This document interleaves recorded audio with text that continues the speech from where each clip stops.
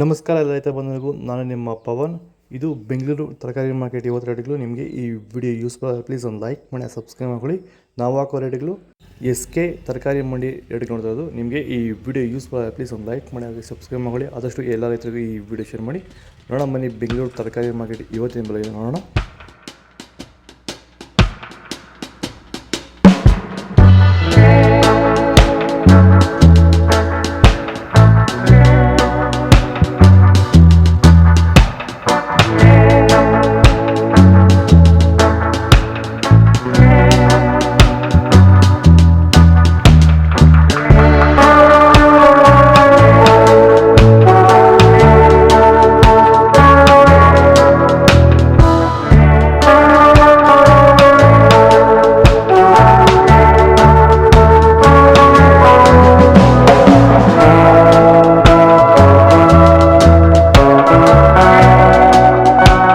Sir, ಈ beans ಬೆಳೆಗೆ ನೀವು ಯಾವ ರೀತಿ ಮೇಂಟೆನೆನ್ಸ್ ಮಾಡ್ತಾ ಇದ್ದೀರಾ ಸರ್ ನೀವು?